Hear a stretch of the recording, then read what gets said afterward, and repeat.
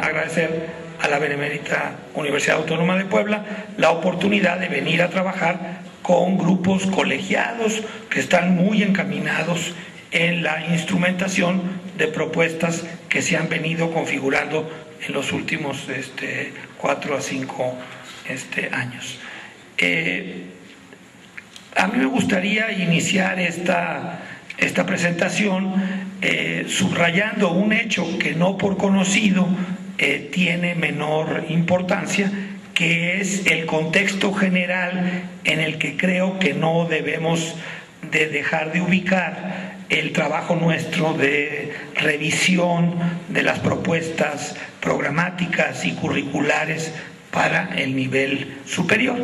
Y este hecho incontrovertible es el extraordinario crecimiento de los servicios educativos en México a lo largo del siglo XX, ya que este crecimiento marcó y en gran medida determinó la manera como se configuraron no solamente las instituciones, sino también los estilos de colaboración académica, los estilos de organización, la manera de entender el trabajo formativo y, por ende, los problemas a los que nos enfrentamos.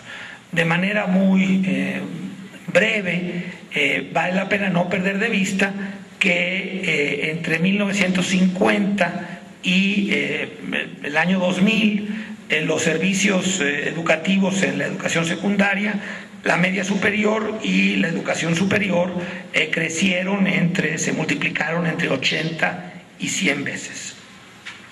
Esto llevó, por ejemplo, en el caso del bachillerato, de que había en 1950 una población de 30,000 estudiantes que llega a 3 millones 50 años más tarde. En el caso de la superior había aproximadamente una población semejante y para finales del siglo pasado rebasaba los 2 millones de estudiantes. Esto para un país que a principios de siglo tenía únicamente un 15%, 20% quizás, de su población adulta alfabetizada, y el resto era una población mayormente analfabeta, sí representa un logro nacional indudable que también marca nuestra experiencia como nación de una forma muy clara y muy decisiva.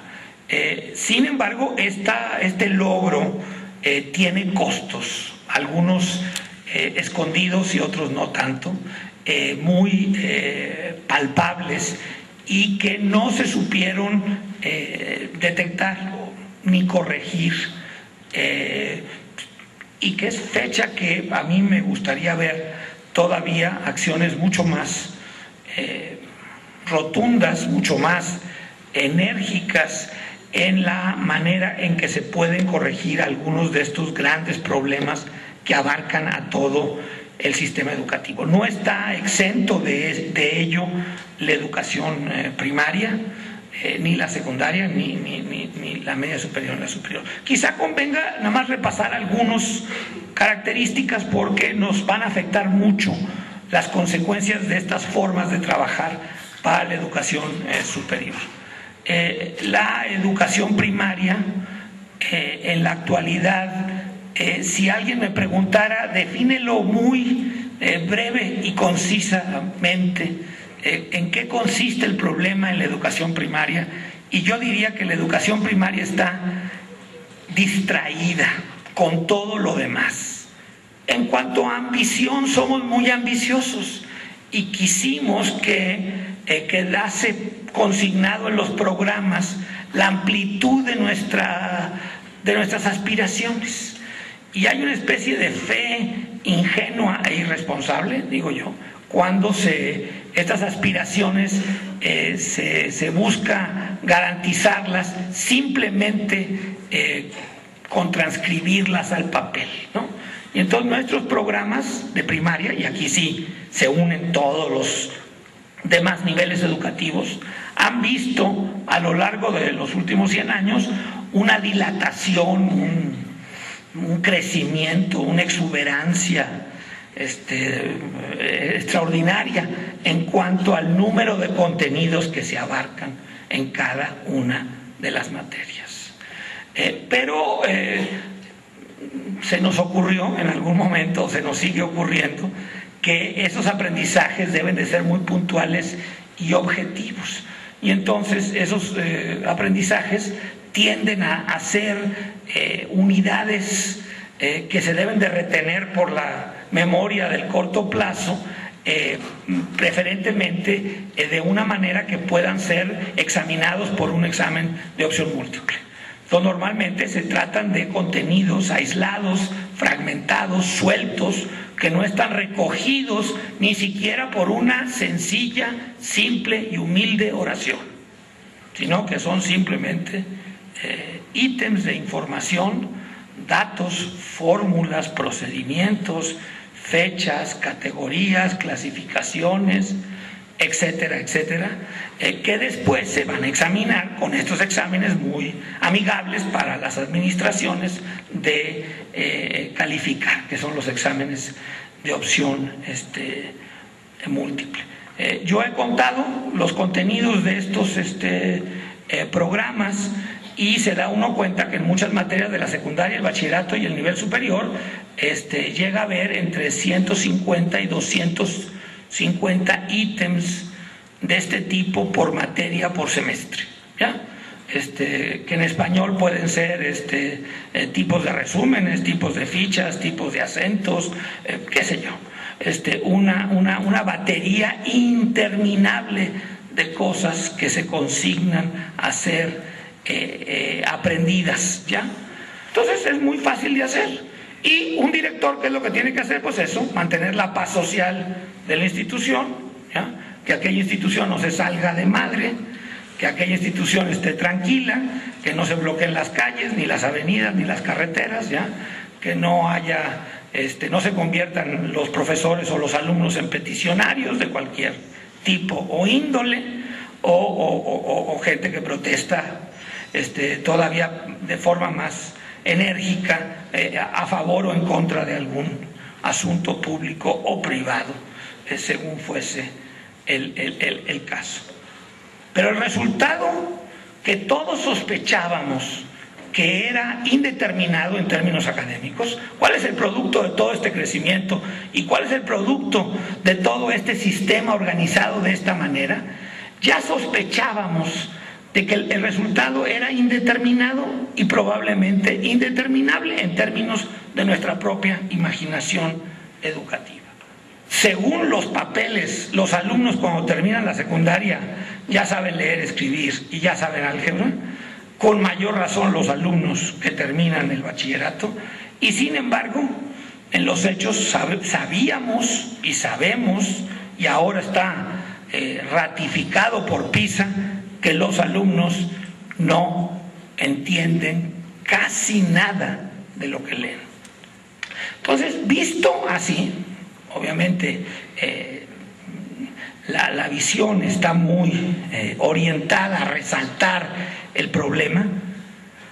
Tenemos que rescatar no únicamente la revisión de los documentos que guían nuestro trabajo, que son los planes y programas, sino que tenemos que orientarnos a ver cómo trabajamos con nuestros colegas. Porque estos problemas es obvio que cada profesor individualmente no los va a poder resolver. ¿Qué puedo yo hacer como profesor cuando en primer semestre o en segundo, tercero o cuarto me llegan alumnos en todos los grupos que yo atiendo con estos problemas en diversa magnitud, de diverso orden, pero nunca están ausentes ninguno de estos problemas de los cursos que yo doy, ni en la licenciatura ni en el posgrado?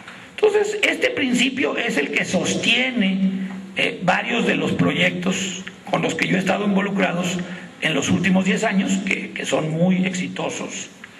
En el bachillerato han logrado subir, incrementar la eficiencia terminal de planteles muy precarios, donde egresan 20% de los que ingresan 3 años antes, hasta 80%, con los mismos profesores, las mismas instalaciones y sorpréndanse los mismos presupuestos, excepto algún estímulo adicional a los profesores que participan en los programas específicos, ¿no?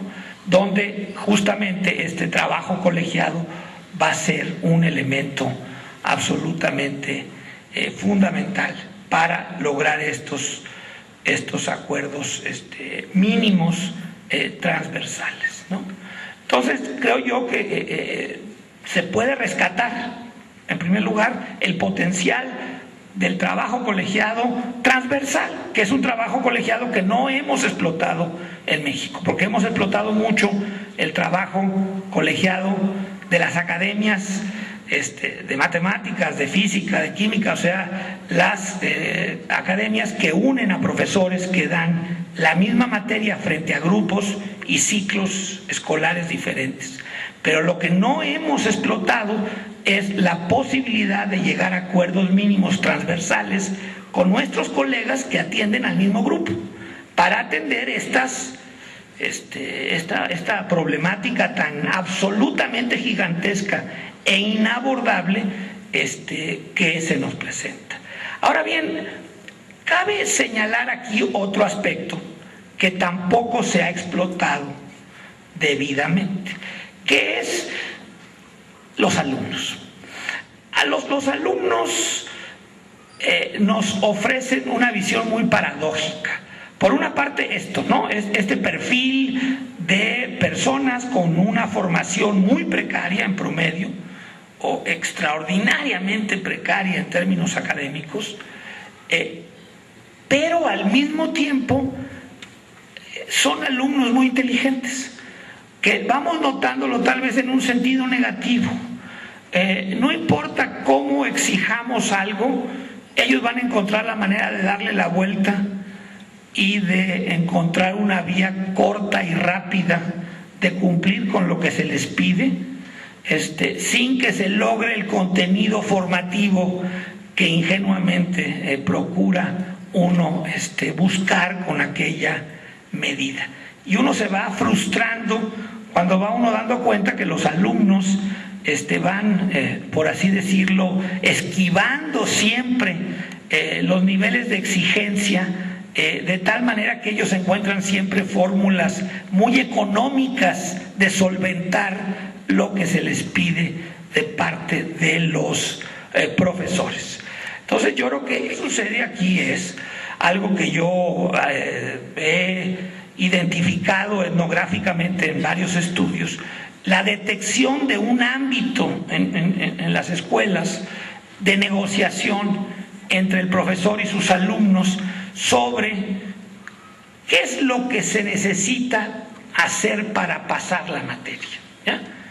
Y esta negociación se da en todos los grupos, de todas las carreras, de todas las universidades. Se da también en el bachillerato y se da también en las secundarias, en menor medida que en el bachillerato, pero es donde se empieza claramente a perfilar. Y en esta negociación se resignifica totalmente cualquier plan y programa de estudios, ¿no? Pero es además una resignificación empíricamente muy curiosa, porque está sujeta a un proceso de pequeñas modificaciones cotidianas y semanales.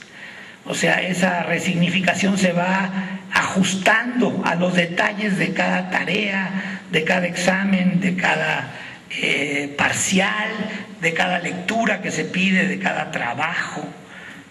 Y en la consecuencia es de que los alumnos irregulares, que por cualquier razón o motivo no puedan asistir a clases regularmente, le pierden el hilo a este proceso tan complejo y entonces van a encontrar muy difícil pasar la materia. Y en una ocasión mi asistente, porque tenía una persona que me ayudaba, tenía 80 estudiantes, me pidió que le diera oportunidad en la segunda hora de hacer él una presentación y preparar la clase, cosas que, por supuesto, a lo cual accedí. Entonces yo di la primera hora. Para entonces yo ya tenía 10, 12 años de dar clase. Y bueno, terminé mi hora, me fui y me senté en la parte de atrás del salón, como solía hacer unas cuantas horas antes en el plantel del CCH al hacer mi trabajo de campo, ¿no? Y entonces él llevaba su clase muy bien preparada en unas tarjetitas, y yo, como ahora lo estoy haciendo, no traía tarjetas ni las usé para la clase que yo presenté en la primera hora. Entonces él presentó las tarjetitas, las traía, y entonces yo lo presenté, me fui a sentar, y entonces él se volteó y empezó a escribir en el pizarrón. Y yo, para mi horror, en ese momento reaccioné no como observador sino como maestro. Me di cuenta de que hasta ese momento los alumnos empezaron a buscar su libreta de apuntes, la sacaron y empezaron a tomar nota de lo que mi ayudante escribía en el pizarrón. Y entonces, por supuesto que mi reacción fue rústica, así, irracional, y dije: de las maravillas que yo dije no tomaron nota, y de las babosadas que está escribiendo este cuate están tomando nota. ¿Cómo? ¿A qué se debe? Mi amor propio estaba absolutamente vulnerado. Claro, reaccioné rápidamente y dije: a ver, aquí hay algo más allá de lo que estoy observando. ¿Qué es lo que está pasando? Entonces, bueno, para mí fue una verdadera revelación, ¿no? Yo dije, bueno, yo soy antropólogo social, estoy entrenado para observar.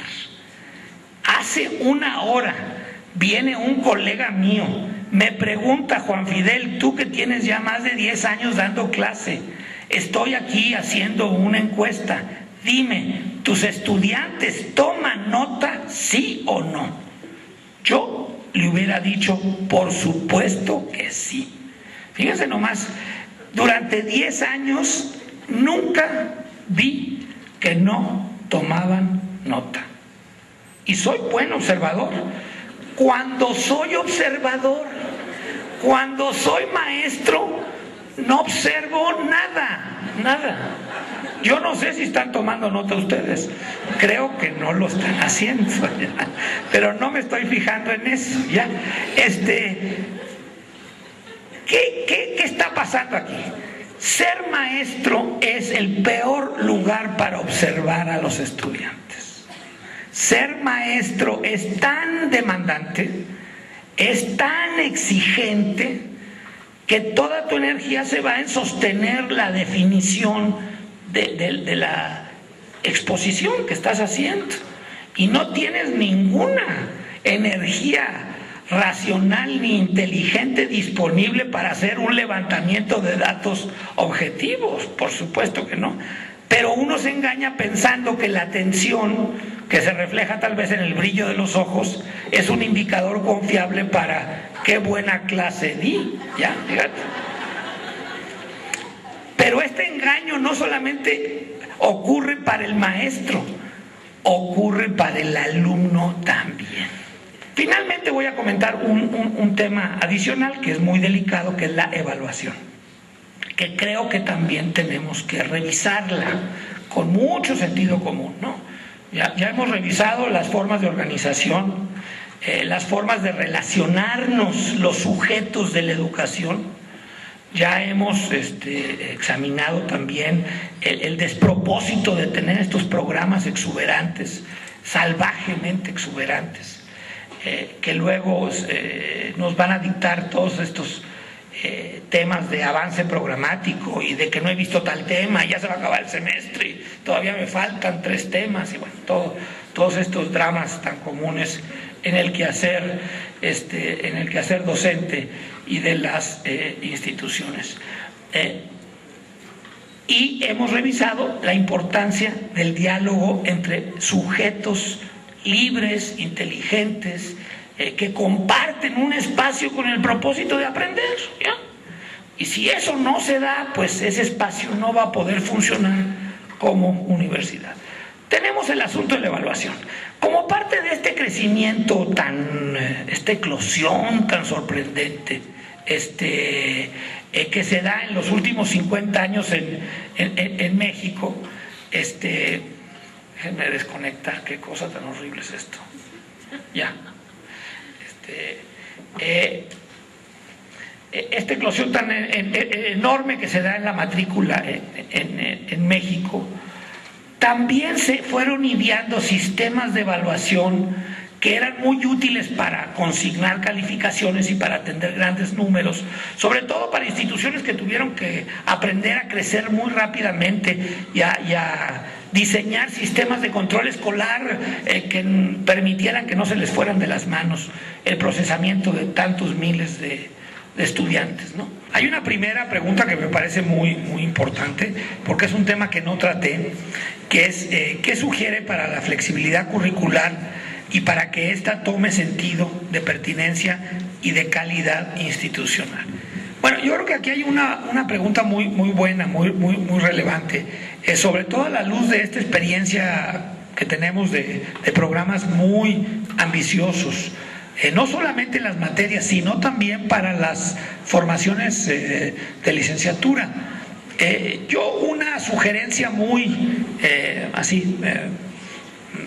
sencilla que doy como un primer paso es de que no tratemos de que todos los estudiantes vean todo de la misma manera.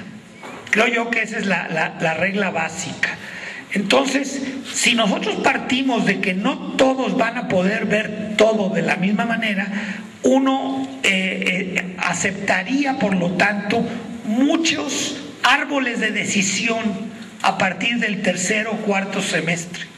Si un ingeniero quiere tomar como materia optativa el desarrollo del ballet en San Petersburgo, bueno, pues adelante, ¿no? O sea, en algún momento debe de ser posible esa opción, ¿ya? Y él debe de saber por qué la quiere tomar, ¿no? Entonces yo creo que tenemos que entender flexibilidad como un atributo de los estudiantes en materia de elección, ¿no? Eso es lo que yo entendería por flexibilidad curricular.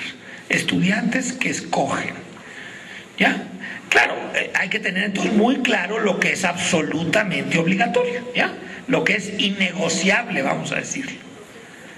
Porque fuera de ahí, entonces ya es el alumno el que va teniendo que escoger dentro de la división donde se encuentra su carrera, la facultad o el grupo de facultades que son afines a la formación que él tiene. Pero las personas tienen que tener la disciplina de tomar muchas notas, luego revisarlas, articularlas, construirlas. A mí me parece que aprender de exposiciones sí se puede, pero demanda un trabajo mucho más fuerte que hacerlo de una fuente escrita con el propósito de transmitir conocimientos como es un libro. Al mencionar que hubo planes que funcionaron con el mismo presupuesto de infraestructura, etcétera, más estímulos, ¿qué tanto se presentó el estímulo en las percepciones de los participantes? ¿Es posible de los participantes lograr resultados sin estímulos? A ver, creo que es muy buena pregunta esta. Primero empiezo con la teoría. La teoría que yo tengo para la recomendación oficial que yo hago a las instituciones para trabajar en el proyecto es que a los profesores de asignatura se les reconozca 1 hora por cada 4 horas frente a grupo. Bueno, esa es la recomendación inicial a los de asignatura, porque el énfasis es debido a que los profesores de carrera o de tiempo tienen condiciones tales que pueden negociar mucho mejor el que se les considere el trabajo colegiado, el seguimiento de alumnos, tutorías, etcétera, etcétera, como parte de su tiempo de carrera o de tiempo completo. Donde creo que tenemos un problema de injusticia terrible es en asignatura, porque no hay en nuestras instituciones formas sensatas de reconocer que el trabajo de los profesores de asignatura necesita complementarse con trabajo que no es frente a grupo. Siempre me gusta recordar esa anécdota del profesor de la UAM que llega a la Secretaría Académica tras una reforma curricular y le pregunta al secretario académico: doctor, ¿cómo se llama ahora la materia que siempre doy? No, pues sí. O sea, ustedes llámenle como quieran, yo sigo haciendo exactamente lo mismo, ¿no? Pues sí. No nos encontramos demasiado lejos de eso, ¿no? Pues digo, tenemos cierta manera de ser y tampoco vamos a ofrecer así modificaciones dramáticas, digo. Lo que sí podemos cambiar es esa consideración de los demás. Yo creo que ahí es por donde viene el cambio, y es lo de que no lo estamos haciendo solo, de que estamos tomando decisiones con los demás, de que estamos tomando en cuenta, que estamos dándole seguimiento. Entonces hay una modificación del grupo, vamos a decirlo, más que de las personas individuales en su fuero interno. Más bien tendemos a ser muy respetuosos de la persona individual, ¿no? De decir maneras de votar, de hacer el arroz y de apoyar un equipo de fútbol, pues hay muchas, ¿no? No necesitamos ponernos de acuerdo en eso. En lo que necesitamos ponernos de acuerdo es eso, ¿qué vamos a hacer frente a los grupos que tenemos? ¿Ya? Bueno, entonces seguimos. ¿Qué pasa cuando tenemos que trabajar con 7 grupos, materias diferentes, ir a congresos, publicar tutores? Platicamos y usted me va a decir lo que hace, ¿verdad? Porque obviamente tiene mejores respuestas que yo. Sí, es muy difícil. Esto es realmente muy difícil, y tiene uno que escoger cómo hacerlo. Ahora, creo yo que de todas formas hacer esto solo es casi inabordable, ¿no? Entonces los grupos no nada más los tienes tú, sino que los tienes con tu colegiado. Yo creo que eso es parte de la descarga, ¿no? Ahora, 7 grupos sí son muchos. 7 grupos no es conveniente que hubieras un profesor con 7 grupos, ¿no? Más de, que son 7 por 4, 28 horas a la semana. Es muchísimo tiempo frente a grupo, ¿ya? Es muy agotante, yo no recomendaría, digo, no es que siempre pueda uno escoger. ¿Qué opina usted de la evaluación? ¿Se da únicamente con exámenes departamentales? Bueno, yo creo que la forma departamental o individual es secundaria a este tipo de incorporar la evaluación diagnóstica, ¿no? Que uno pudiera decirle al estudiante, porque es muy importante. A ver, les voy a dar un ejemplo. Yo tengo un sistema de estándares para habilidades verbales que es muy duro, los estándares, porque está graduado desde el 0 hasta el 10, y en este sistema, como no promedia, yo no me siento incómodo de ponerle a una persona 2 o 3, ¿ya? Porque eso quiere decir algo muy preciso. O sea, por ejemplo, uno dice, se establece en 6 el mínimo indispensable de conocimientos que necesita manejar una persona para decir que maneja un tema. Y eso incluye que me sepa hablar de 5 elementos que componen este tema. Si él nada más me menciona 2 de los 5, pues va a tener entre 1 y 2 de calificación. No es que esté mal el 1 y el 2, es que es incompleto. O sea, esa es la noción que se introduce con este sistema. El sistema de evaluación inteligente funciona en cualquier universidad pública o privada. En México no mucho, ya, o sea, no tenemos sistemas de evaluación inteligentes. Tenemos sistemas de evaluaciones muy rústicos, ¿no? Yo creo que los tenemos que desarrollar mucho más, ¿no? ¿Qué parámetros sería deseable ponderar para la evaluación del trabajo docente? Pues eso, el trabajo colegiado, el seguimiento, pues eso. Yo le apostaría a eso, a todo eso. Es mucho trabajo. Es mucho trabajo que se puede medir, se participa, son horas, son productos. Yo creo que todo eso se puede hacer, ¿no? Claro que nuestro sistema se ha ido por otro lado, o sea, se fue por otro lado, o sea, pero sí se podría ir por este lado. Sí podría empezar a incorporar estos elementos, ¿no? Existen personas que insisten en que el mejoramiento de la educación estriba en el uso de lo último en instrumentos tecnológicos. Leer, escribir o dialogar no son tomados en consideración. No, pues bueno, sí tienen que ser tomados en consideración, pues si no, ¿cómo nos comunicamos, no? Está bien, o sea, yo creo que los elementos tecnológicos son necesarísimos ya, pero en sí mismos no son garantía. O sea, eso lo tenemos que tener muy claro. O sea, un dentista que tiene todos los últimos aparatos, bueno, si no sabe tapar muelas, pues qué barbaridad, ¿ya? Hay ciertos quehaceres mínimos que tenemos que tener muy claros, detectados, y saberlos programar a lo largo de las formaciones. Actualmente el alumno solamente se interesa en aprobar una buena nota. Bueno, ya lo dijimos. Creo yo que no hay que perder de vista la evaluación, hay que ir pidiéndoles formas de trabajo diferentes. Entonces, de lo que ustedes se tienen que dar cuenta es que ustedes dan para mucho más de lo que ustedes negocian, porque son unos negociadores feroces. O sea, cualquier cosa que uno les pide, bueno, lo hacen parecer a uno como un monstruo, ¿no? Y entonces, yo les digo, detrás de eso está el miedo a no poder, cuando en realidad ustedes pueden eso y bueno, ¿qué quieren? Mucho más. Entonces también el sistema es muy injusto porque ha convencido a la gente de que da para muy poquito y entonces tienen que pelear a muerte, uña y garra, por aquello, porque si no los van a arrasar, cuando son gente muy inteligente.